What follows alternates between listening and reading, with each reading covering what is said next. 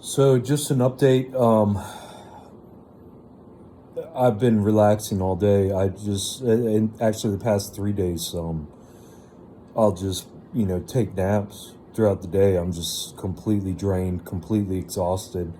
So this is normal. This is what happens to me when I have an episode like I did, the other day. Uh, so, uh, I'm supposed to be going back to work on Monday and Tuesday. Today's Friday, so I got Saturday and Sunday left to relax. Um, Doing this stuff, I mean, it makes me sick. It drains me. It works me. Um, and I guess I mean, it's just so much, and what I'm guessing is that as I'm going through it, I'm processing things and so I guess where I'm going with that is I think what I'll do is tomorrow I'll do some more, and then I'll probably hold off on Sunday and just do a whole day of rest because I got a bathroom I got to do. Um, I've done a bunch of mud work. I need to finish up the mud work and then finish up and paint and everything, Monday, Tuesday, and maybe Wednesday. So I don't, I can't be drained. I gotta get rest. I cannot go into it like I am right now. If I had to go tomorrow, I wouldn't be able to do it. Um, so, try and document how I am balancing my healing. Um, and it's all just going off of, I can tell how I feel. And so I've been sitting here today, and as I'll get sick and I feel certain things happening and then certain things processing. And so it's just a lot, and then of course all the emotions, the shame, the guilt, um, and then the confusion and, because then you got to realize, like, how am I supposed to process some of the things from here if they're not, it's just a lot. It's just a lot, and I'm intuiting it all because I don't know. I mean, I'm sure, there's, if I go to 5,000 different psychologists, they'll have 5,000 different ways to talk about how to get rid of this shit. But um, I guess I'm just doing it however I can. The other thing, a couple other things, I'm not down and out at all. I'm just being real with everything. Uh, I'm not mad at my mom at all. I don't hold anything against her. I think goes deeper than just her. I think this goes a lot deeper. Like I said, the things that I'm just, it just doesn't make sense. You know what I mean? It just doesn't make sense. There's just too much that doesn't add up by going off the fact that my mom was just a psychopath that treated me like shit, but, I don't know, somehow managed to raise the other three. But I mean, it's not like she did a stellar job with them either, but, I don't think they saw anywhere near, I don't know. I have no idea, man. But yeah, so I'm not mad at her. I'm just curious. I mean, curiosity is just through the roof, uh, and I feel like I'm on the trail of figuring this out. So, so yeah, I wanted to touch on that about my mom. I am not mad at her. I don't want to talk to her. I don't want to have anything to do with her until I figure this out for myself. Um, and then I can focus outside myself. But right now, yeah, fuck no. I don't need anybody else, especially somebody who has already shown themselves to abuse me. Fuck that. And then the other thing, and then the Bible, when I say fuck your Jesus, I mean fuck your Jesus, like whatever your idea of Jesus is, because that's the one that enslaved me. My belief is that Jesus was a good man, some kind of prophet. Um, I don't have anything against him personally.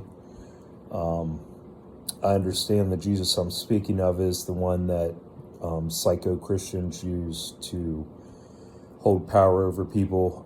That it being said, also the Bible, same way, I believe, the Bible is always, like I said, I've read that fucker, a couple times when I was younger, and then a couple times when I was in the military, and then I think I stopped. Then I think I had enough. I was just like, okay, I mean, I'm a glutton for punishment, but I can only take so much. And it only takes me so many times before I finally get it, so. But the Bible always seems so dead to me.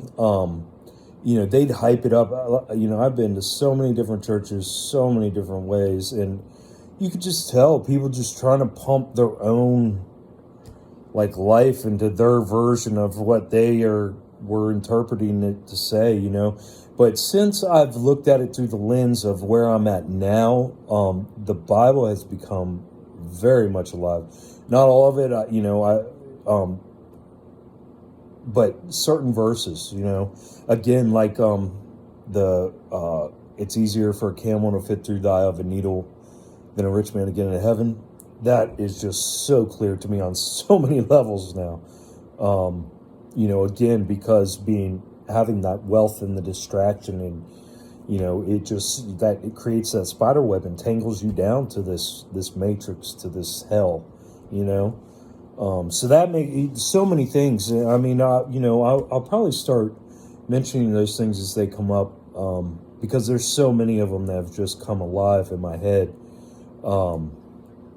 Even a few years ago, there's shirts that I wear all the time. That's another thing I want to touch on. There's shirts that I wear all the time that say Peak on them. That's the last company I worked for a few years back, before I started my own thing. And, I got 40 of their shirts, a few different colors, and I've just always worn them since. So I'm not advertising for Peak Roofing. What else?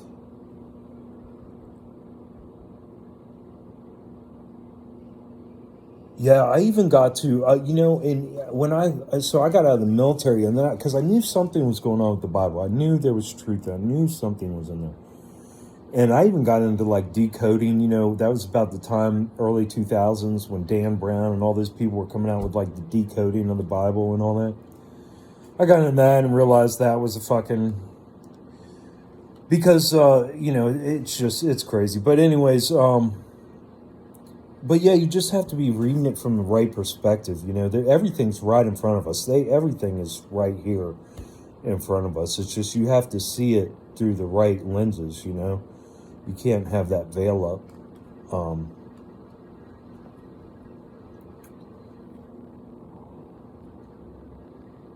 And again, I'm finally able to take notes. In my healing, like I said, I mean, I'm only doing as much as I can. I'm making my bullet points to the point where I just feel nauseous and sick, and I got to stop because I realize it's too overwhelming. I do my video, I sit with it, and things just are just going woo, woo, because it's just so much, just filling in the years and then filling in things from, tying in. And it's not like I'm even trying to, it's just it's happening, things are, synapses are connecting, I guess would be a proper way of explaining how it feels.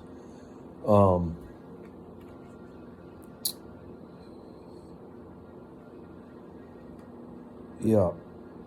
And I still, last night I tried, talking to my younger self again. A teenage version of me came out for just a minute.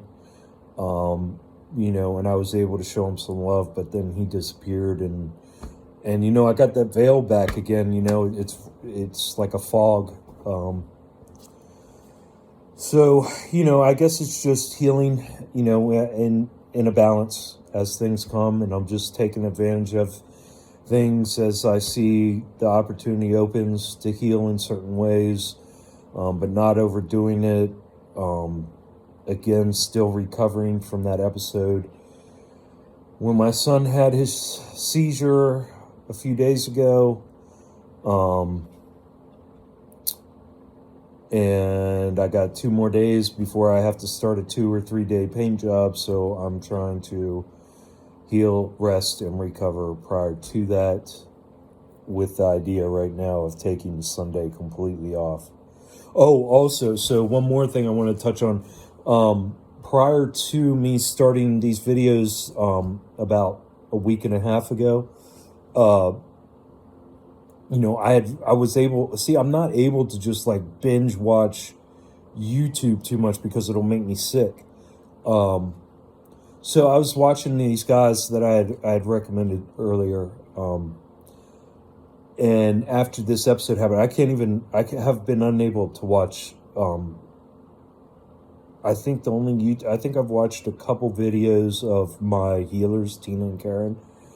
I think that's it. Otherwise, I have been unable to watch YouTube videos. I think I've watched a couple other little things, you know what I mean? But, nothing else. It's like I'm so focused on healing, it switched that back over to focus to healing, that there's no space for, taking the outside world in. Again, and that comes back again, guys, to, you can sit here and be like, man, this motherfucker can sit here and run his goddamn face off. But if I was in a conversation with somebody and they asked me a question, it'd stump me. I'd be done. So that's why my daughter, when we did those videos the other day, I wanted her to ask me, I didn't know she was going to ask me those funny questions. She's a trip, man. But I wanted her to ask me questions because, I wanted to show how it affects me. Like, I can be talking perfectly fine as long as I'm on my own thing. But if somebody throws and interjects their own thing in, it completely, just throws me off track. So, I want to make a note of that too. That's why I don't talk on the phone. That's why I can't, none of that stuff, because it is extremely stressful. Like, just dealing with myself is extremely stressful. Like, trying to take on another whole individual with all because I'm so sensitive, I can pick up on all these things. So, like, when I talk to somebody else, it's not just whatever they say is what I'm dealing with. It's the inflections in their voice. It's the expectations. It's this. It's the, it's everything. It's overwhelming. And I know, get a grip, get a hold of yourself. But all I can do is just document what I've been experiencing. I obviously know how to behave because I've gotten along in life for, 43 years, through all its ups and downs. And so I obviously know how, know what is expected. It's just my operating system is shut down,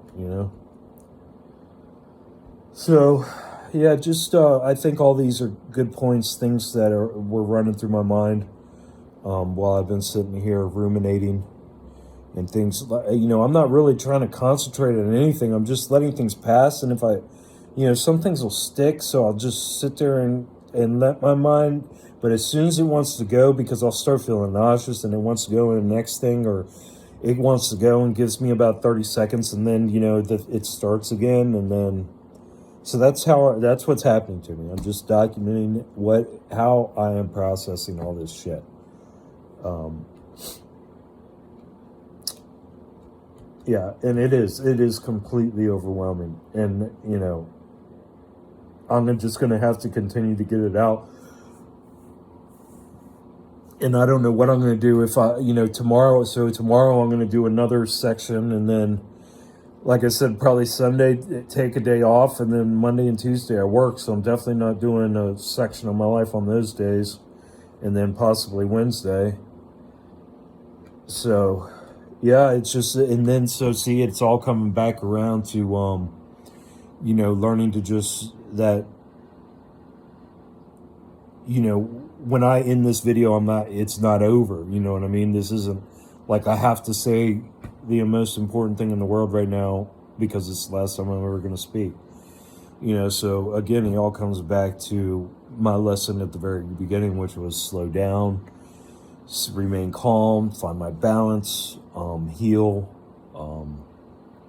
trust to myself, and trust in the universe. I'm not mad at this Matrix. I think this Matrix, this thing is an absolutely incredible, ingenious way that somebody, whoever it was, figured up this fucking nightmare. And if you're on the good end of it, it can be a hell of an experience. Yeah, so I'm not even mad at this Matrix. I just don't want any more of it. I'm done. I've seen enough. I've been impressed enough and disgusted enough, and I'm tired, I'm exhausted, and I'm just done with it, man. The problem with this Matrix is it always, if you go outside yourself, you always need it. No matter what you have, you have to get more. You have to get new, because it just gets old so quick. We just get used to things so quickly. The shine wears out of everything in this Matrix so quickly. So I'm just tired of it. I'm just tired of feeling like you're constantly trying to catch up, constantly trying to, you know what I mean? But anyways, yeah, just really tired. It's probably about 7:00 now. And, yeah, just relaxing and taking it easy and trying not to stress and just processing as things go through me and trusting that, I'm doing it correctly, That's the big thing because, the doubt, coming from so much shame and fear, shame and guilt, and then to have all this doubt, like to not even have like a plan laid out or a blueprint and just going off of your feeling and things that you were told to suppress and not pay attention to, and now not have any choice but to roll with and trust in 100%, So yeah, and then, so then it also comes back to like the peace that passes all understanding. That's, now I'm starting to understand that. That is becoming very vivid to me. What was the other one that popped in my head right when I said that one? I mean, there's so many, that are just becoming so vivid to me. And that whole story, it's about the Christ inside. It's about your journey with your soul journey. It's not about some exterior following some motherfucker and then, oh my God, and that whole bullshit, always putting your salvation in something outside of you. No, God, man, they just got it. They got everybody fooled. But yeah, it really is. It's like recognizing, and bringing out the Christ inside and, going through that sacrifice of self and attachments to this world. And it's so freeing. It's extremely freeing. And eye-opening, and it like opens everything. It makes things clear. It drops the veils,